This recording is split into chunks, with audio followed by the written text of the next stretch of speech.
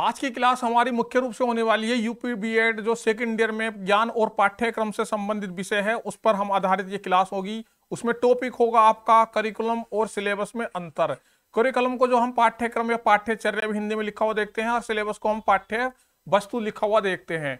हमारा जो उद्देश्य है वो उद्देश्य है हमारा 90% से अधिक थ्योरी में हम किस प्रकार से अचीव करें, किस प्रकार से हमें लिखना है। यदि इस तरीके का कोई क्वेश्चन आता है, मान लीजिए क्वेश्चन आपका आए कि पाठ्यक्रम और यानी पाठ्यक्रम पाठ्यचर्या यानी करिकुलम और पाठ्य वस्तु में अंतर बताइए, अंतर स्पष्ट कीजिए या इसका वर्णन कीजिए, क्या अंतर होता है, तो उस पर आप किस प्रकार से लिख सकते हैं। सबसे पहले आप देखेंगे पाठ्यक्रम एवं पाठ्य वस्तु दो शब्द एक साधारण ही अर्थ में उपयोग किए जाते हैं, यानी कि इन दोनों शब्दों को जो है हम साधारणतः एक रूप में प्रयोग कर लेते, परंतु ये गलती हमें नहीं करनी। परंतु शिक्षा शास्त्र के अनुसार दोनों में जो है अंतर माना गया है। पाठ्यक्रम के अंदर पाठ्य वस्तु को सम्मिलित किया जाता है, यानी पाठ्य वस्तु क्या होती है आपकी सिलेबस या कोर्स जो होती है आपकी पाठ्य वस्तु होती है। और शिक्षण विषय की पाठ्य वस्तु की रूपरेखा जो किसी विषय के लिए निर्धारित होती है उसे हम पाठ्य वस्तु कहते हैं।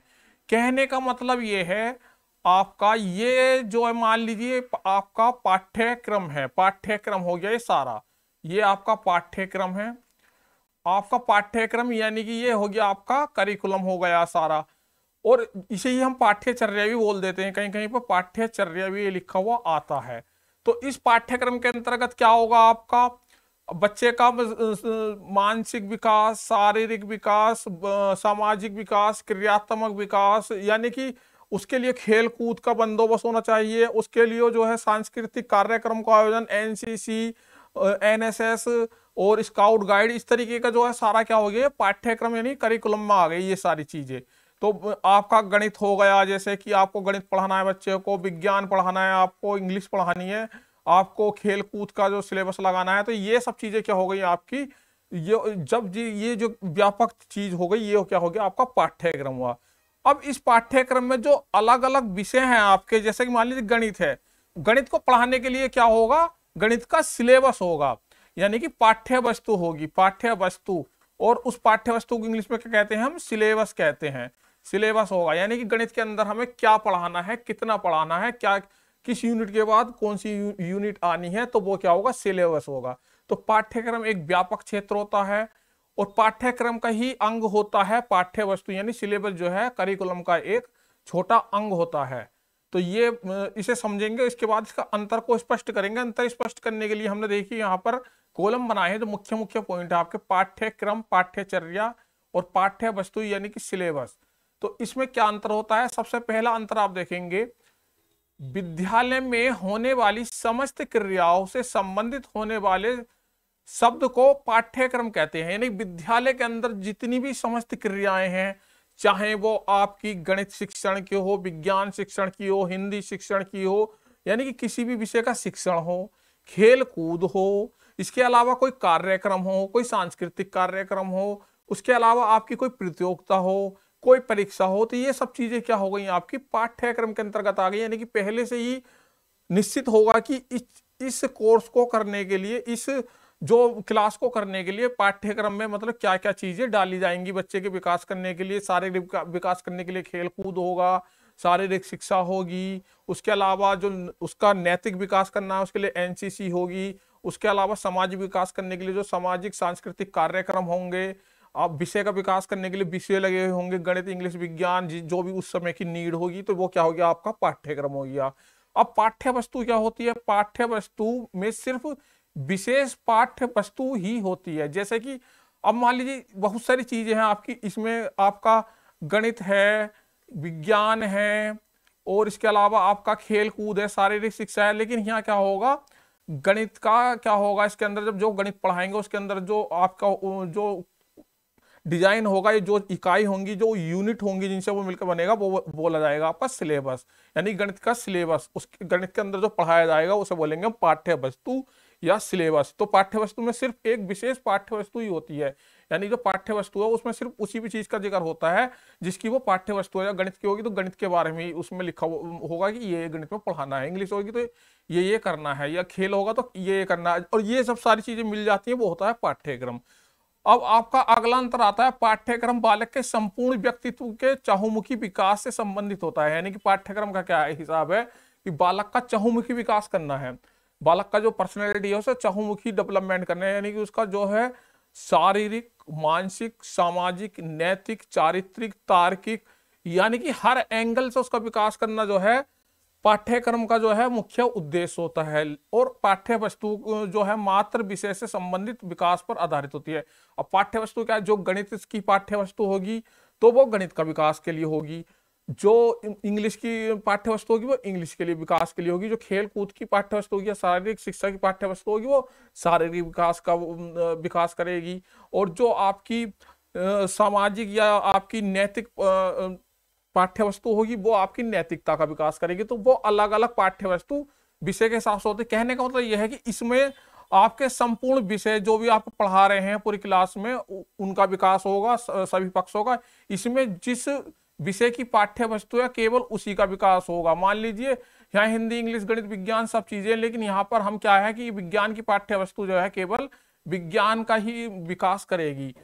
तो ये हुई आपका सिलेबस का दूसरा अंतर और करिकुलम का। करिकुलम और सिलेबस में अगला अंतर क्या होता है, यानी पाठ्यक्रम जो होता है, पाठ्यक्रम का विषय क्षेत्र व्यापक होता है। जैसे कि आप जानते हैं इसका विषय क्षेत्र व्यापक यानी बड़ा होता है। इसमें सभी पक्षों को लिया जाता है बालक के, और उसमें जो है सभी पक्षों को देखते हुए सभी तरीके की किताबें, सभी तरीके की एक्टिविटीज, खेल कूद, शिक्षण, सहगामी क्रियाएं, इस तरीके की सब चीजों को जो है एक डिजाइन किया जाता है, जब जाकर आपका पाठ्यक्रम बनता है। लेकिन पाठ्य वस्तु एक विषय तक ही सीमित होता है। पाठ्य वस्तु केवल किसी एक विषय की होगी, चाहे वो हिंदी हो, इंग्लिश हो, विज्ञान हो, गणित हो।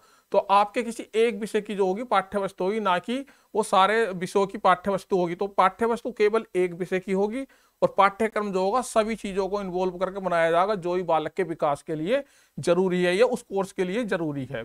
पाठ्यक्रम का विकास क्षेत्र व्यापक होता है, यह भी हमने समझा। पाठ्य वस्तु केवल शिक्षण की विषय वस्तु से संबंधित होती है। जो पाठ्य वस्तु है वो केवल जो शिक्षण का विषय है उससे संबंध रखती है, ना कि किसी अन्य विषय से। मान लीजिए गणित की पाठ्य वस्तु है तो गणित के शिक्षण विषय से जो है संबंध रखेगी, ना कि इंग्लिश की शिक्षण विषय से। लेकिन यह पाठ्यक्रम जो है सभी शिक्षण विषयों से, सभी क्रियाकलापों से, जो भी क्रियाएं होनी है, जो भी एक्टिविटीज होनी है, जो भी विषय हैं, उन सब से संबंध रखता है। यानी पाठ्यक्रम व्यापक हुआ, और जो आपका सिलेबस हुआ वो एक तरीके से पाठ्यक्रम का ही भाग होता है। मान लीजिए ये पाठ्यक्रम है, पाठ्यक्रम में आपका हिंदी है, इंग्लिश है, आपका मैथ है, आपका शारीरिक शिक्षा है, और हेल्थ हो गई, आपका जो है खेल कूद हो गया यानी कि प्ले। तो ये सब चीज होगी। तो इनमें तो सबका विकास होगा पाठ्यक्रम के अंदर, इसका क्षेत्र हो गया व्यापक। लेकिन इनमें से कोई आप पाठ्य वस्तु की बात करेंगे, मान लीजिए हिंदी की पाठ्य वस्तु अलग हुई, इंग्लिश की पाठ्य वस्तु अलग हुई, मैथ की पाठ्य वस्तु अलग हुई। यानी कि पाठ्य वस्तु जो होती है छोटी छोटे रूप में होती है, यानी कि करिकुलम का ही एक हिस्सा मानी जाती हैं। इसके बाद अगला अंतर देखेंगे हम, पाठ्यक्रम संपूर्णता से संबंधित होता है। यानी पाठ्यक्रम में संपूर्ण चीजें आती हैं, उसमें आपके जो सर्वांगीण विकास से संबंधित बालक का जो सर्वांगीण विकास करना है, वो चाहे शारीरिक हो, चाहे वो सामाजिक हो, चाहे वो नैतिक हो, चाहे वो तार्किक हो, चाहे वो सांवेगिक विकास हो, तो वो किसी भी विकास से, किसी भी क्षेत्र से आपसे संबंधित हो। यानी कि होल डेवलपमेंट से जो है, मतलब संपूर्ण डेवलपमेंट से पाठ्यक्रम संबंध रखता है। जबकि पाठ्य वस्तु पाठ्यक्रम का अंश मात्र है। यानी कि ये आपका पाठ्यक्रम हो गया, यानी कि इसमें सब चीजें हो गई, और इसमें जो पाठ्य वस्तु हुई ये हुई कि एक अंश है पाठ्य वस्तु, जबकि ये क्या हुआ आपका करिकुलम हुआ, ये क्या हुआ आपका सिलेबस हुआ। अब आता है आपका नंबर 6, पाठ्यक्रम में कक्षा व कक्षा के बाहर के अनुभव भी शामिल होते हैं। जो पूरे विद्यालय के अनुभव हैं आपके, जो कक्षा में अनुभव है, जो समाज के अनुभव है, जो उस समय की देश काल परिस्थिति की आवश्यकता है, तो वो उन सारे अनुभवों को पाठ्यक्रम में शामिल किया जाता है। लेकिन पाठ्य वस्तु में जो है, यहाँ पाठ्य वस्तु होगा, यहाँ पाठ्यक्रम में कक्षा के अंदर के अनुभवों को शामिल किया जाता है। यानी कि पाठ्य वस्तु में यानी सिलेबस में केवल कक्षा के जो अंदर के अनुभव हैं उन्हें ही शामिल किया जाता है। यानी कि जो चीज हम बच्चे को पढ़ा रहे हैं उस समय, जिस चीज मान लीजिए हिंदी है और कक्षा के अंदर हिंदी चल रही है, तो केवल हिंदी का अनुभव ही उस पाठ्य वस्तु में शामिल होगा। नहीं, पाठ्य वस्तु में केवल वो चीज शामिल होती है जिस चीज पे उस समय पढ़ाया जा रहा है, जिस चीज का ज्ञान दिया जा रहा है। और पाठ्यक्रम जो आपका करिकुलम होता है उसमें होल यानी कि सभी चीजों का, चाहे वो बाहर के हों चाहे अंदर के हों, जो भी आपके एक्सपीरियंस है, जो अनुभव है आपके, तो उनको शामिल किया जाता है। लेकिन पाठ्य वस्तु में वही अनुभव शामिल होते हैं जिस चीज का टॉपिक चल रहा है या जो विषय उस समय चल रहा है, चाहे वो खेल कूद का चल रहा हो, चाहे उस कक्षा में उस समय पर हेल्थ के की क्लास चल रही हो, या गणित का चल रहा हो या मैथ का। केवल एक जो कक्षा के अंदर अनुभव हो रहे हैं उन पर ही आधारित पाठ्य वस्तु होती है। अगला जो आपका अंतर आता है वो आता है पाठ्यक्रम प्रदर्शित करता है कि शिक्षक किस प्रकार से शैक्षिक क्रियाओं के द्वारा पाठ्य वस्तु की आवश्यकताओं की पूर्ति करेगा, अर्थात यहाँ मूल्यांकन से संबंधित है। यानी कि पाठ्यक्रम में ये भी प्रदर्शित होता है कि शिक्षक को जो है सिलेबस, शिक्षक देखिए पाठ्यक्रम पूरा डिजाइन हो गया, उसमें हिंदी, इंग्लिश, गणित, विज्ञान, खेल कूद सब चीजें मिलाकर किसी क्लास का या किसी चीज के लिए आपने पाठ्यक्रम बना दिया। तो उस पाठ्यक्रम को जब शिक्षक पूरा करेंगे तो वो पाठ जो अलग अलग सब्जेक्ट होंगे उनके पास, अलग अलग सब्जेक्ट के अलग अलग पाठ्य वस्तु होंगे, तो उन पाठ्य वस्तुओं की पूर्ति यानी उन पाठ्य वस्तुओं को कितने अच्छे से वो छात्रों को समझा रहा है, इसका मूल्यांकन जो होता है वो पाठ्यक्रम के अंतर्गत आता है। यानी जितनी परीक्षा होती है साल के अंत में, तो वो सारी जो हैं आपके पाठ्यक्रम के अंतर्गत आती हैं। लेकिन यही पाठ्यक्रम मात्र वह मुद्रित अंश है जो यह बताती है कि छात्र को क्या सिखाना है, अर्थात शिक्षालय वर्ष के दौरान विभिन्न विषयों और शिक्षक द्वारा दिए गए जाने वाले ज्ञान की जो है निश्चित जानकारी प्रस्तुत करता है, अर्थात यह मापन से संबंधित है। जो आपका जो यहाँ फिर पाठ जो है यहाँ गलत है, आपका यहाँ पाठ्य वस्तु से है। तो पाठ्य वस्तु में केवल ये बताना है कि जो बालक को पढ़ाया, बालक को क्या सिखाना है हमें और बालक ने क्या अचीव किया, तो वो चीज आती है पाठ्य वस्तु के अंतर्गत। यानी शिक्षक जो पाठ्यक्रम की चीजें हैं उनको कितना अच्छे से सिखा रहा है, तो ये पाठ्य वस्तु के अंतर्गत आती है। इसके अलावा यदि आप और भी अंतर देखना चाहते हैं, वो मुख्य अंतर थे यहाँ पर, और जो अंतर है वो ये है आपके पाठ्यक्रम की प्रकृति जो है सैद्धांतिक होती है और व्यावहारिकता इसमें कम होती है। और पाठ्य वस्तु से पाठ्यक्रम को व्यावहारिकता उपयोगी बनाया जाता है, परीक्षा प्रश्न पत्र बनाने का आधार विषय वस्तु से होता है। यानी कि जो आपका पाठ्यक्रम करिकुलम है वो सैद्धांतिक होता है, लिखित रूप में होता है कि ये होगा इस चीज में, कि खेल कूद के सब्जेक्ट होगा, ये वाला सब्जेक्ट होगा, इतना पढ़ाना है, इस सब्जेक्ट पढ़ाना है, इस चीज को लेना है बच्चों के विकास के लिए। लेकिन उसका जो व्यावहारिक पक्ष है, जो अप्लाइड होगा या जो उपयोग करा जाएगा उसका, तो वो पाठ्य वस्तु के माध्यम से किया जाएगा कॉलेज में और कक्षा में, जो है उसे उस चीज का व्यवहार में लाया जाएगा, उसे सिखाया जाएगा। तो पाठ्य वस्तु व्यावहारिक हुई और पाठ्यक्रम जो आपका सैद्धांतिक हुआ। पाठ्यक्रम के विकास में शिक्षा के सामान्य उद्देश्यों लक्ष्यों को महत्व दिया जाता है। इनकी प्राप्ति की अवधि संपूर्ण सत्र होती है। शिक्षण प्रक्रिया पूर्ण होने पर जो है सत्र की जाती है। यानी पूर्ण सत्र के बाद जब कोई भी विकास की शिक्षा सामान्य रूप से दे दी जाती है, कोई लक्ष्य दे दिया जाता है कि आपको जो है बच्चों को 2 साल में जो है टीचिंग का जो है इनके अंदर गुण विकसित करते हैं। मान लीजिए बीएड या बीटीसी के बच्चे हैं तो उनको जो है 2 साल के अंदर अंदर इस तरीके से पढ़ाना है, ये चीज पढ़ा कर इनके अंदर ये क्वालिटी डेवलप करनी है, और 2 साल के अंत में जो है हमें इनको टीचर बनने योग्य बनाना है। तो वो लक्ष्य हमारा कितना हुआ कि एक लंबी अवधि के बाद जो है एक परीक्षा प्रणाली के द्वारा हम उस लक्ष्य की प्राप्ति की, यानी कि इस तरीके चेक करते हैं। लेकिन पाठ्य वस्तु में क्या होता है, पाठ्य वस्तु के शिक्षण उद्देश्य विशिष्ट होते हैं तथा व्यवहारिक होते हैं। इनकी शिक्षण कालांश में प्राप्ति कर ली जाती है।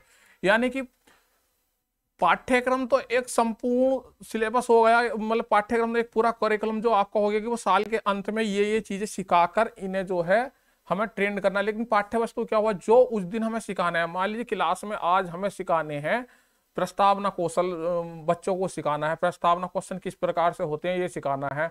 तो उस दिन हमारा उद्देश्य क्या होगा कि बच्चों को प्रस्तावना कौशल सिखाया जाए, या बच्चों को जो है किस तरीके से बोर्ड पर लिखना चाहिए, या बच्चों को किस तरीके से व्याख्यान विधि द्वारा बच्चों को पढ़ाना है, या कौन सी विधि का उपयोग करना है, कि शिक्षण विधियां सिखा रहे हैं। तो उस दिन हमारा उद्देश्य, मेन उद्देश्य होगा कि आज का उद्देश्य है हमारा शिक्षण विधि सिखाने का।